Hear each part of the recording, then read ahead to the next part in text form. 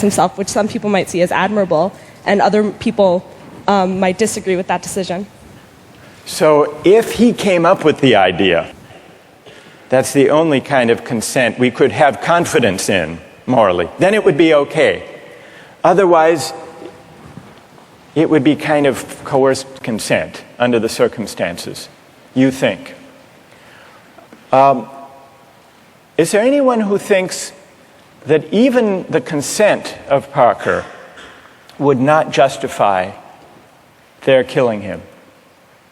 Who thinks that? Yes, tell us why. Stand up. I think that Parker would be killed with the hope that the other crew members would be rescued. So there's no definite reason that he should be killed because you don't know when they're going to get rescued. So if you kill him, it's killing him in vain. Do you keep killing a crew member until you're rescued and then you're left with no one? Because someone's going to die eventually. Well, the moral logic of the situation seems to be that they would keep on picking off the weakest, maybe, one by one, until they were rescued. And in this case, luckily, they were rescued when 3 at least were still alive. Now, if Parker did give his consent, would it be all right, do you think, or not? No. No. It still wouldn't be right. And tell us why it wouldn't be all right. First of all, cannibalism, I believe, is morally incorrect. So you shouldn't be eating a human anyway. So cannibalism is morally objectionable as such. So then, even on the scenario of waiting until someone died, still it would be objectionable. Yes, to me personally. I feel like it all depends on one's personal morals. And like we can't sit here and just, like this is just my opinion. Of course other people are going to disagree. But well, we'll see. Let's see what their disagreements are, and then we'll see if they have reasons that can persuade you or not. Let's try that. All right. Let's, now, is there someone who can explain, those of you who are tempted by consent, can you explain why consent makes such a moral difference? What about the lottery idea?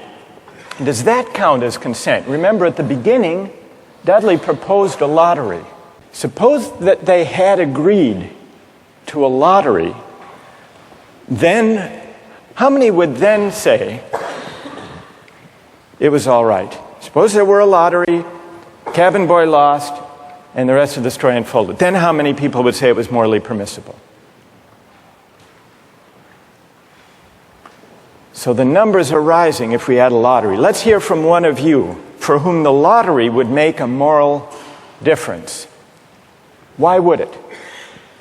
I think the essential element in my mind that makes it a crime is the idea that they decided at some point that their lives were more important than his, and that, I mean, that's kind of the basis for really any crime, right? It's like my needs, my desires are more important than yours, and mine take precedent. And if they had done a lottery where everyone consented that someone should die, and it's sort of like they're all sacrificing themselves to save the rest, then it would be all right. A little grotesque, but morally permissible? Yes. And what's your name? Matt. So, Matt, for you, what bothers you is not the cannibalism, but the lack of due process. I guess you could say that. Right? And can someone who agrees with Matt say a little bit more about why a lottery would make it, in your view, morally permissible? Go ahead. The way I understood it originally was that was the whole issue, is that the cabin boy was never consulted about whether or not something was going to happen to him, even with the original lottery, whether or not he would be a part of that. It was just decided that he was the one that was going to die. Right, that's what happened in the actual case. Right. But if there were a lottery and they'd all agreed to the procedure, you think that would be okay? Right, because then everyone knows that there's going to be a death. Whereas, the cabin boy didn't know that this discussion was even happening. There was no, forewarning for him to know that, hey, I may be the one that's dying. All right, now suppose everyone agrees to the lottery, they have the lottery, the cabin boy loses, and he changes his mind. you've already decided. It's like a verbal contract. You can't go back on that. You've decided, the decision was made.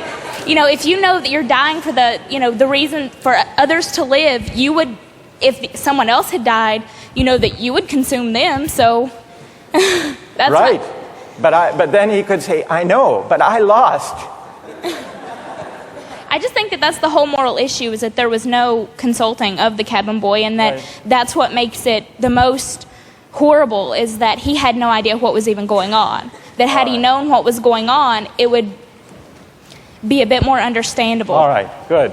Now I want to hear, so there are some who think it's morally permissible, but only about 20%. Led by Marcus. Then there are some who say the real problem here is the lack of consent. Whether the lack of consent to a lottery, to a fair procedure, or, Kathleen's idea, lack of consent at the moment of death. And if we add consent, then more people are willing to consider the sacrifice morally justified. I want to hear now, finally, from those of you who think even with consent, even with a lottery, even with a final murmur of consent by Parker at the very last moment, it would still be wrong. And why would it be wrong? That's what I want to hear. Yes? Well, the whole time I've been leaning all towards the categorical moral reasoning, and I think that there's a possibility I'd be okay with the idea of a lottery and then the loser taking it into their own hands to kill themselves, so that there wouldn't be, an act of murder. But I still think that even that way it's coerced, and also I don't think that there's any remorse. Like in Dudley's diary, we were eating our breakfast. It seems as though he's just sort of like, the whole idea of not valuing someone else's life. So that makes me feel like I have to take the categorical. You want to throw the book at him Well, when he lacks remorse or a sense of having done anything wrong. right. So, all right, good. Any other defenders of who say it's just categorically wrong, with or without consent? Yes, stand up. Why? I think undoubtedly the way our society is shaped, murder is murder. Murder is murder in every way, and our society looks at murder down on it in the same light, and I don't think it's any different in any case. Good. Let me ask you a question. There were 3 lives at stake versus 1. Okay.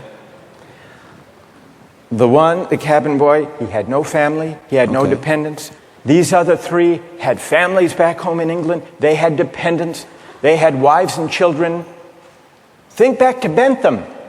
Bentham says we have to consider the welfare, the utility, the happiness of everybody. We have to add it all up.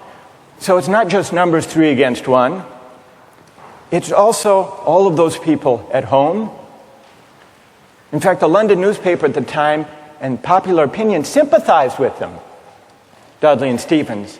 And the paper said if they weren't motivated by affection and concern for their loved ones at home and their dependents, surely they wouldn't have done this. Yeah, and how is that any different from people on the corner trying to have with the same desire to feed their family? I don't think it's any different. I think in any case, if I'm murdering you to advance my status, that's murder, and I think that we should look at that all in the same light instead of criminalizing certain activities and making certain things seem more violent and savage. When in the same case, it's all the same. It's all the same act and mentality that goes into murder, necessity to feed your family. So suppose it weren't 3. Suppose it were 30, 300. 1 life to save 300. Or in wartime, 3,000. Okay. Suppose the stakes are even bigger. Suppose the stakes are even bigger. I think it's still the same deal. Do you think Bentham is wrong to say the right thing to do is to add up the collective happiness? You think he's wrong about that? I don't think he's wrong, but I think murder is murder in any case. Yeah, well, then Bentham has to be wrong. If you're right, he's wrong. Okay, then he's wrong. All right. Right. Thank you. Well done. All right, let's step back from this discussion and notice how many objections have we heard to what they did. We heard some defenses of what they did. The defenses had to do with necessity, their dire circumstance, and, implicitly at least, the idea that numbers matter. And not only numbers matter, but the wider effects matter. Their families back home, their dependents. Parker was an orphan. No one would miss him. So if you add up, if you try to calculate the balance of happiness and suffering, you might have a case for saying what they did was the right thing. And then we heard at least 3 different types of objections. We heard an objection that said, what they did was categorically wrong. Mike here at the end, categorically wrong. Murder is murder, it's always wrong, even if it increases the overall happiness of society. A categorical objection.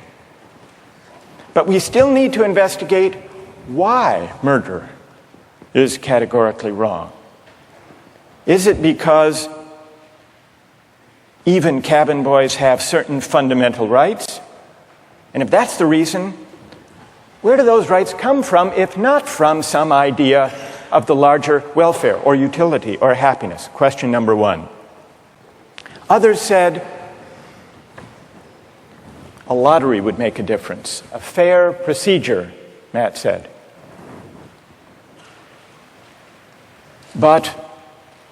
And some people were swayed by that. That's not a categorical objection exactly. It's saying everybody has to be counted as an equal, even though at the end of the day, one can be sacrificed for the general welfare. That leaves us with another question to investigate. Why does agreement to a certain procedure, even a fair procedure, justify whatever result flows from the operation of that procedure? Question number 2. And question number 3, the basic idea of consent. Kathleen got us onto this. If the cabin boy had agreed himself, and not under duress, as was added, then it would be all right to take his life to save the rest. And even more people signed on to that idea. But that raises a third philosophical question. What is the moral work that consent does? Why does an act of consent make such a moral difference that an act that would be wrong, taking a life without consent, is morally permissible with consent? To investigate those 3 questions, we're going to have to read some philosophers. And starting next time, we're going to read Bentham and John Stuart Mill, utilitarian philosophers.